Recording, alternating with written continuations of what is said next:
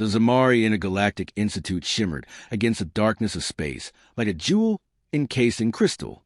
Floating in the orbit of a forgotten star, it was a beacon for the best minds from every corner of the known universe. Its students were brilliant, its halls silent, but for the hum of knowledge being passed through tongues, tentacles, and telepathy. It was a place where precision was worshipped and weakness had no place. When Dr. Elias Mercer arrived, the atmosphere shifted. He was human, the first to be accepted into the Advanced Surgical Dynamics and Trauma Response Program, a domain historically reserved for beings with regenerative limbs, telekinetic instruments, or neural processing 1,000 times faster than human synapses. To most of the students, Elias's presence was laughable, a curiosity at best. He had no natural augmentations, no subdermal shielding, no hive mind access. Just a stethoscope, a wry smile, and 2 ordinary flesh-and-bone hands. From the first moment, he stood out, tall by human standards, but almost comically small beside the towering Varkari twins or the gelatinous bulk of Professor Drolith. His white coat looked like a relic, his medical bag like something out of a museum. He had a beard, speckled with silver, and eyes that saw more than they let on. Still, most of the class simply saw soft skin and slow speech. Vec, the green-scale Laurie with ridged pupils and a voice like hissing steam, leaned toward his classmate during Elias's first lecture. Is this a joke? They sent a soft skin to teach us about trauma repair. Next to him, Karel the Extari, whose people evolved on a planet of sulfur storms and molten terrain, gave a bored shrug. Maybe it's a social experiment. Let's see how long he lasts. Only Ryla, whose skin glistened with a shimmering blue biolumiere, watched in silence. Her species, the Elinari, were empaths, and what she sensed beneath Elias's calm presence was not fear, but an oddly quiet strength, like steel wrapped in silk. Elias began the class with something shockingly basic, stitching. Everything starts with sutures, he said, holding up a curved needle and thread. Even now, with our advanced medgel nanobot repair systems and cellular resin patches, there are moments in the field where you'll have nothing but these. He demonstrated the running stitch on a slab of synth flesh. The needle danced between his fingers, precise and smooth. His voice was calm, rhythmic, almost meditative. The aliens watched, unimpressed. This is primitive, scoffed Drex, an oculopod with 6 eye stalks and a mouth like a squid. We bypassed such methods millennia ago. Elias looked up unfazed. Tell me, Drex, how well does your species' biotech function in freezing temperatures, in the vacuum of space, or when you're treating a patient who's allergic to your resin compounds? The class fell silent. Medicine isn't about your tools, Elias continued. It's about how you adapt when the tools fail. Later, in the communal rest sphere, Vec mocked the lecture with a slow-motion mimicry of Elias's stitching. The others laughed, but it felt slightly hollow. None of them realized that the human hadn't come to impress. He had come to teach them how to survive. Elias walked the sterile halls of Zamari with the ease of someone who had nothing to prove. He ate alone, never intruding, yet always present. In the simulation labs, he watched the students with the sharp eye of a battlefield medic. When Ryla sliced her pseudoderm during a scalpel demo, he was the first to reach her, not with automated sprays or hovering drones, but with pressure and calm hands. You breathe too fast, he murmured. Slow it down. Count. In through the nose for seconds, out through the mouth. She followed, surprised by how steady she felt afterward. You've done field work, she said quietly. I've done war zones, Elias replied, wiping his hands. But blood is blood. Doesn't matter whose. Their respect for him grew slowly, grudgingly. Even Karel, who had been the most dismissive, paused when Elias spent extra hours helping him recalibrate a multi-limbed surgical rig. He made no grand speeches, sought no praise. But it was in the small things, the way he looked at a wound, the silence he maintained while others panicked, that the students began to suspect there was more to human than met the eye. Still, doubts lingered. Elias bled like they did. He didn't regenerate. He didn't hover. He lacked the mental uplinks and symbiotic aids that others took for granted. They saw him work with tools that required physical contact. How quaint. He moved like a man bound by gravity and time. Surely, they reasoned, when faced with real trauma, he would crumble. They waited for it. The opportunity came faster than anyone expected. During a routine class, a containment field malfunctioned. A surgical drone, freshly calibrated for tendon excision, spiraled out of control, its carbon blades flashing. The students scattered. Tables overturned. Instruments clattered to the ground. Elias moved forward, not away. The drone slashed across his arm before he brought it down with a metal tray, destroying the unit. The lab fell into stunned silence. Then the smell of iron filled the air. Blood dripped from his forearm. 3 deep gashes, running parallel down to the bone. "Emergency med gel," someone shouted. "Auto sutures." But Elias raised a hand. No. He sat at the table, rolling up his sleeve. This is a learning opportunity. Ryla stepped forward, her eyes wide. "You're bleeding." "Yes," he said, "which is exactly why you're all going to watch me stop it." He opened his bag. Needle, thread, antiseptic. His hand trembled once, only once, then steadied. The needle pierced flesh. The thread pulled taut. Blood welled, then slowed. The students leaned in, stunned. Every motion was deliberate, focused. The room was so quiet they could hear the slide of metal through skin. 1 stitch. 2. 3. Ryla gasped softly, unable to look away. Vex swallowed hard. He's doing it without anesthetics? Drex's eye stalks drooped. This isn't just stubbornness. No one spoke as Elias finished the final stitch and tied it off. He looked up, not smiling, not gloating, just calm. This is what you do when nothing else works. When you're alone. When you have 5 minutes to save a life. Even if it's your own. He stood, blood-streaked but steady.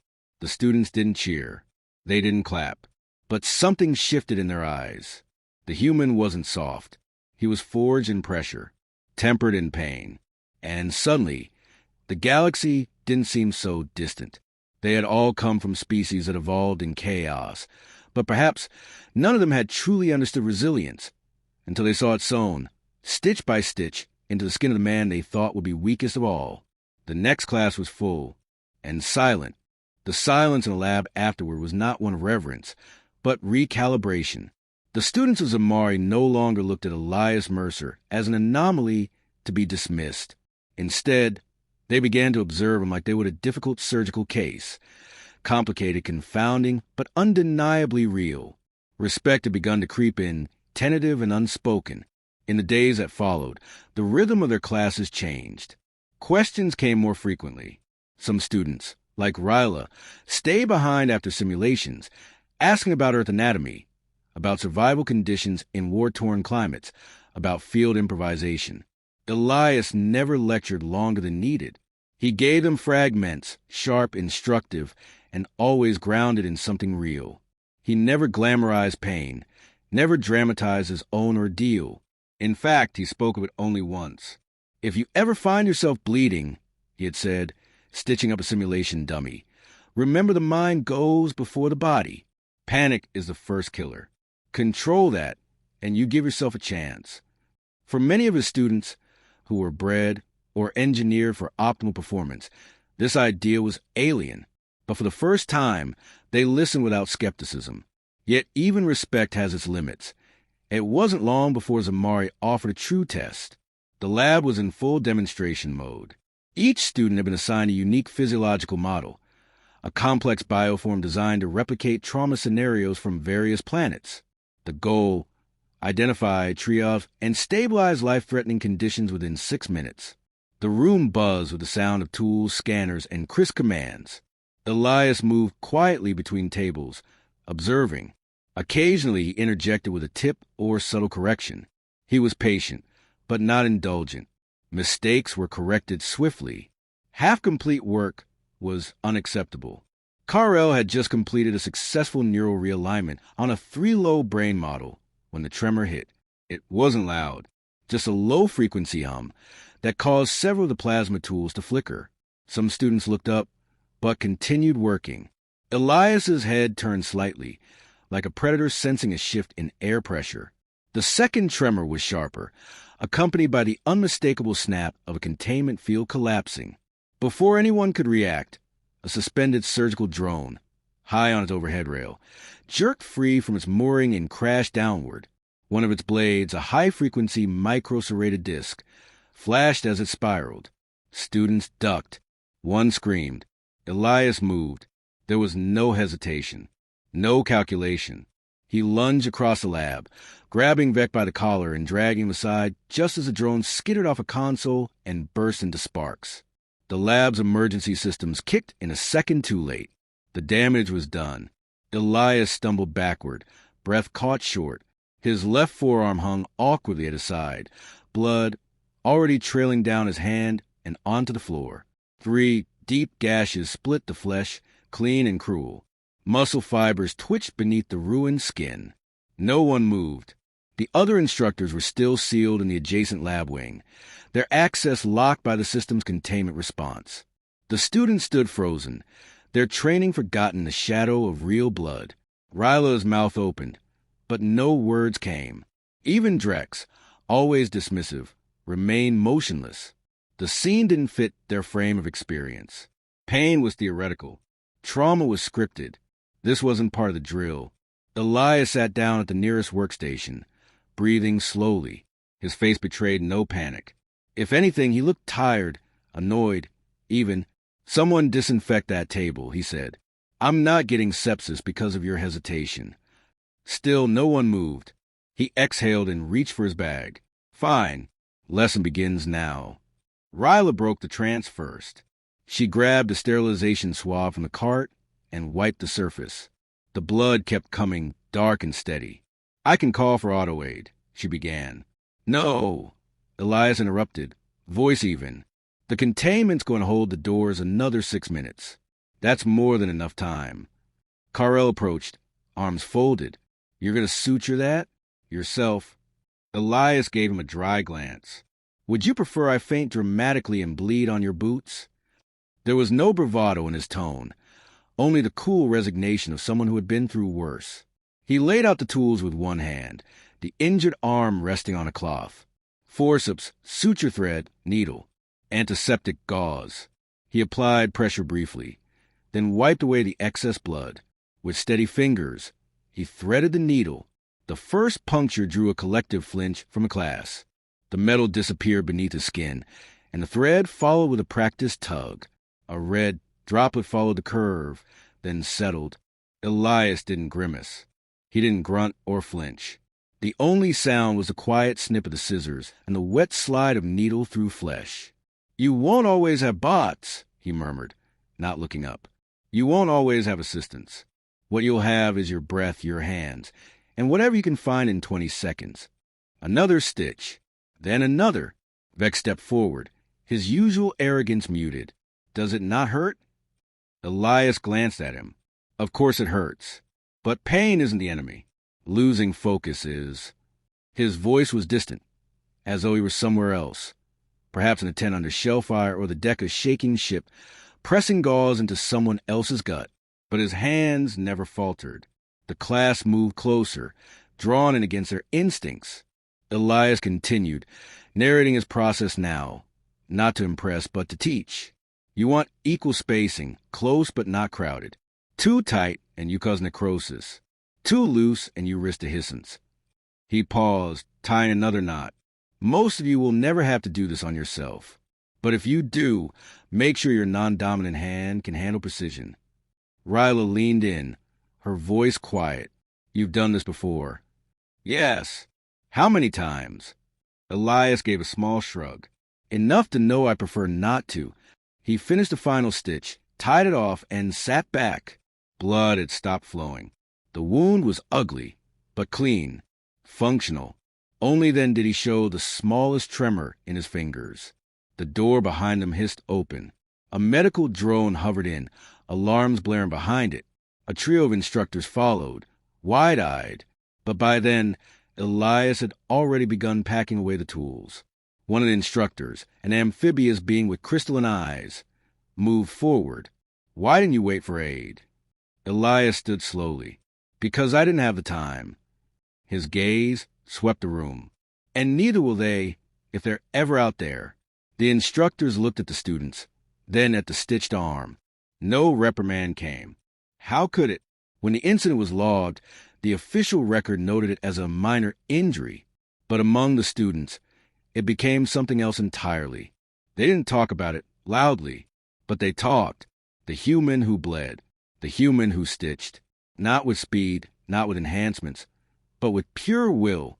Afterward, something in the lab changed. Elias didn't lecture more. He didn't ask for reverence. But when he spoke, they listened.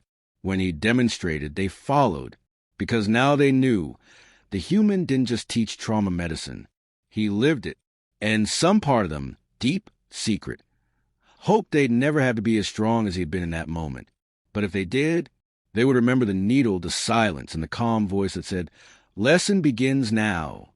Elias Mercer's place as Amari had shifted in ways that couldn't be quantified by rankings or test results. He was no longer a curiosity, no longer the underqualified human curiosity among advanced species and genetically perfected scholars. He was something else now, an axis point around which unease and admiration coiled, and he felt the weight of it more with each day. The stitches had healed poorly.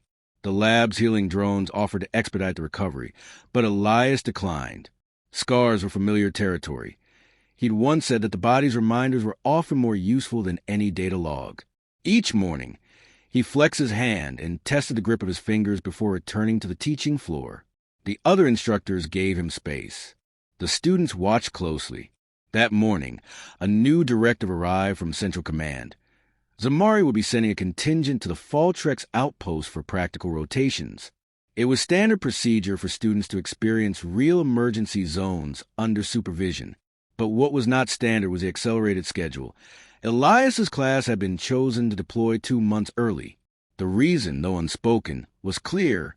They were the only group that had already witnessed what it meant to work under pressure. When Elias announced the assignment, the room held an electric tension. Vec let out a low whistle. Ryla's brows drew together. Carell, the usually unshakable one, looked less certain. The outpost has had outbreaks of Kaloran lung burst fever, Elias explained, pulling up a holomap. It affects both carbon and silicon-based respiratory systems. We'll be entering in bio-sealed units, but you'll be exposed to real patients, real triage conditions, and very real mortality. The room went still. You won't be spectators. You'll be support staff, operating under on-site command. No simulation. No do-overs. Ryla raised her hand. Is it safe? Elias met her eyes. Safe? No. Controlled? Barely. But that's the job. Medicine isn't about clean labs and perfect lighting. It's about making choices when every option costs something. There were no further questions. The journey to Faltrex was uneventful in the way that long space travel always was, stretching out time until the mind lost track of it. The students spent the first hours reviewing data files on the disease, symptoms, progression timelines, and local protocols. Elias, meanwhile, remained separate, reviewing field logs sent by medics already stationed there. When they arrived, the situation was worse than reported. The outpost's internal quarantine protocols were overwhelmed. The triage tents extended beyond the main facility into the outer ice fields. There were not enough medics. Supplies were routed inefficiently, and the infected pale heaving, with skin lesions and eyes bleeding from pressure buildup. Looked more like the casualties of war than of illness. Elias wasted no time. You're splitting into triads, he said sharply.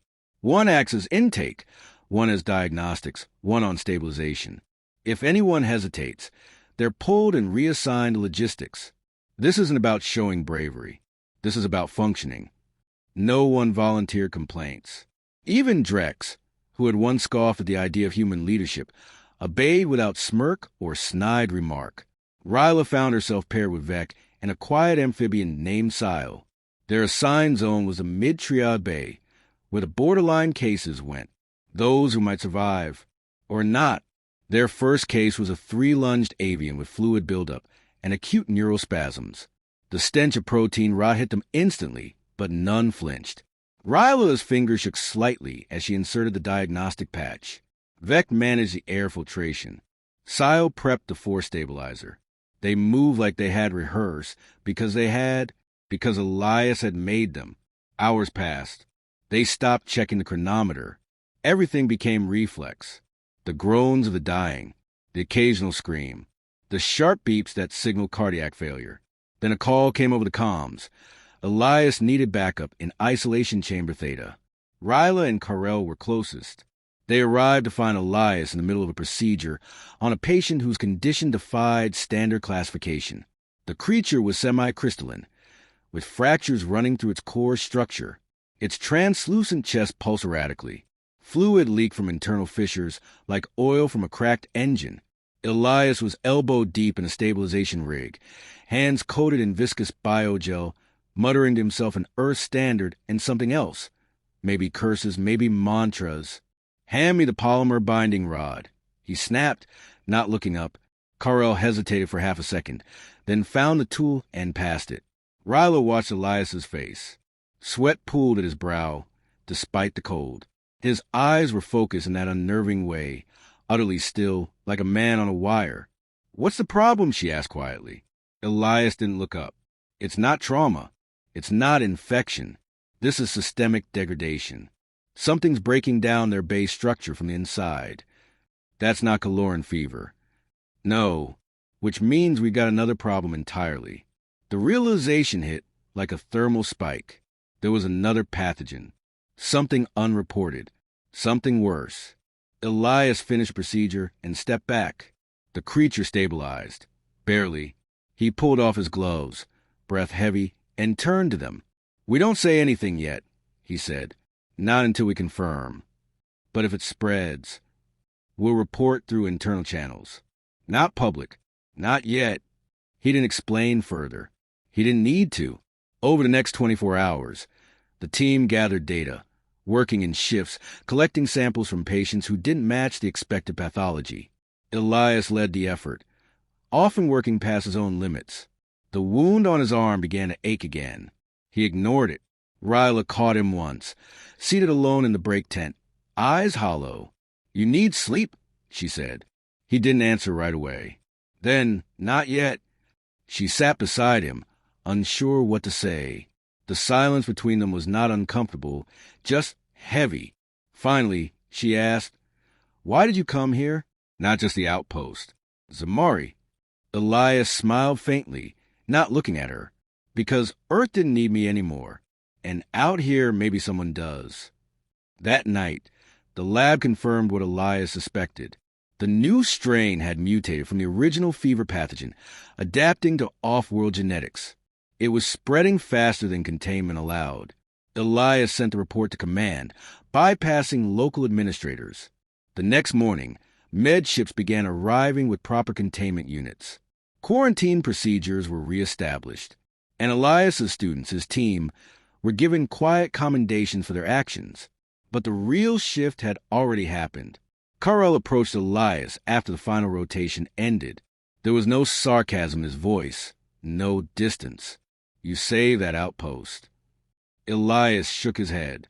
"We did." Carell hesitated. "Back when we first met, I thought you were a relic, a brute who couldn't adapt." Elias smiled, but it was a tired smile. "You weren't wrong. I'm not optimized for this world. But sometimes blunt force has its uses." The younger student nodded, then did something Elias hadn't expected. He offered his hand. Elias shook it. There was no ceremony, no announcement.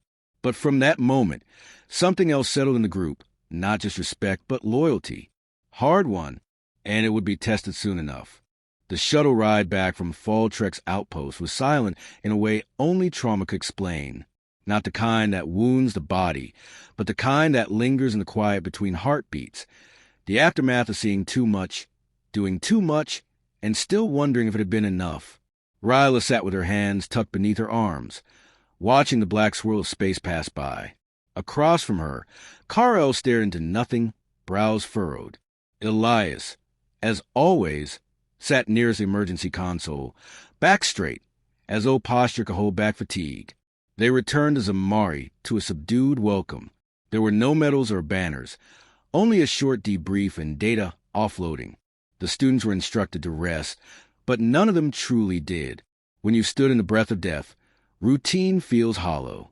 3 days later, a high-priority alert shattered the illusion of calm. It arrived during morning review, an encrypted broadcast from Zamari's intelligence wing.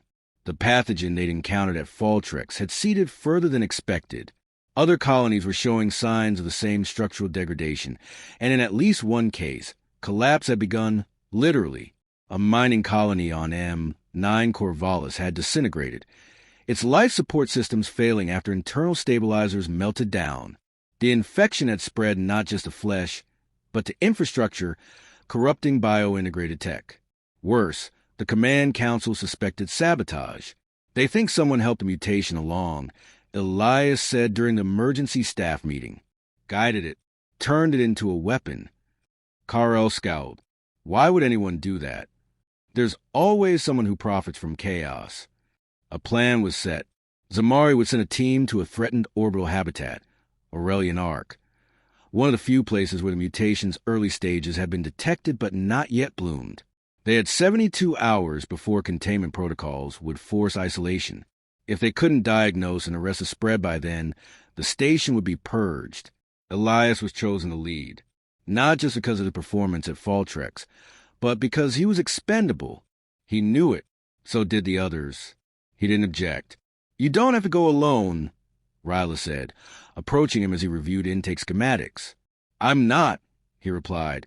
They're sending 2 engineers and a comm specialist. That's not what I meant. He looked at her then, brow furrowing. She wasn't asking permission. She was declaring intent. Within the hour, Karel and Vec had volunteered too. Not because they wanted glory, but because they understood if they left Elias alone with a disaster, it wouldn't be justice. It would be waste. They arrived on Aurelian Arc to a ghostly stillness. The station's usual hum was quieted. Only emergency lights blinked along the corridor edges. The command staff was minimal, having already evacuated the non-essentials. Of the remaining crew, half were symptomatic.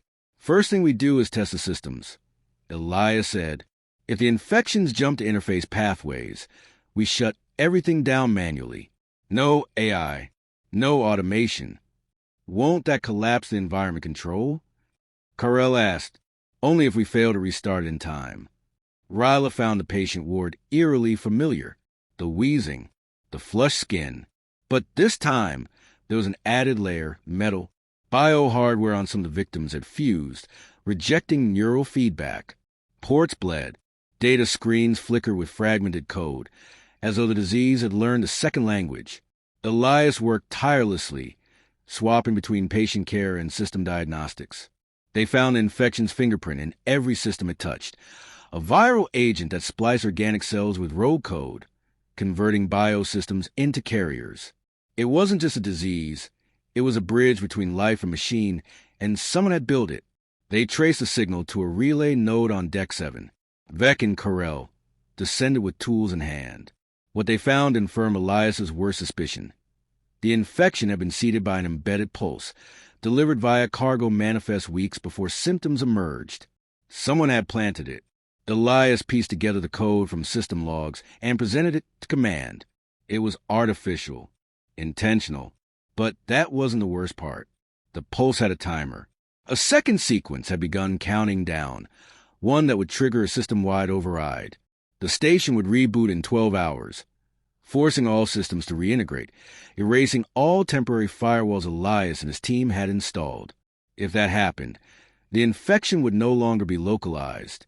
They had one shot to isolate the virus permanently, purge the infected sector, physically cut off, and replace the control array with analog backups.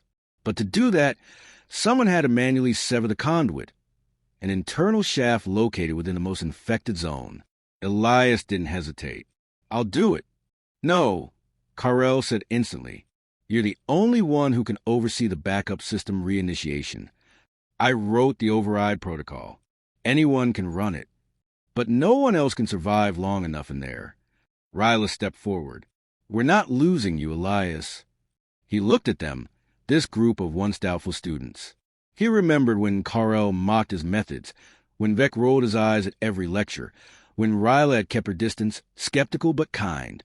And now here they were, standing between him and sacrifice. "Then we draw straws," he said. "No," Ryla said. "We draw courage." In the end, it was Carell who went, fitted in a double-sealed suit. He descended into the infected chamber with a toolkit and 20 minutes of air. Elias guided him over comms, voice low and precise. Carell reached the convoy with 3 minutes to spare, sweat pouring inside the suit. His hands trembled, but he held steady long enough to sever the line. Sparks lit up the shaft. The infection screeched, literally through the speakers, as if it felt the blow. The reboot halted. The infection spread ceased. When Carell returned, Elias helped remove the suit. They didn't speak, just clasped forearms in silent gratitude. 3 days later, Aurelian Ark was declared secure. The team returned to Zamari not as students and teacher, but as veterans of silent war. They received commendations, of course. Promotions were offered, but more than that, they carried a new kind of unity. In the weeks that followed, Elias stayed on as chief field instructor. His lectures were no longer questioned. When he spoke, they listened not because they feared him, but because they trusted him. Ryla passed him in the hall one afternoon and paused. "We almost lost you," she said softly. He gave a small smile. "You never had me to lose." She didn't press further. Some truths were better left suspended between words. Outside the academy, rumors stirred. The infection at Aurelian Ark had not been the last. And somewhere in the dark stretch of uncharted sectors, something watched and waited. But that was a problem for tomorrow. Today, the humans stitched into alien history stood unbroken. Not flawless, not ideal, just present. And in a galaxy obsessed with perfection, that made him extraordinary.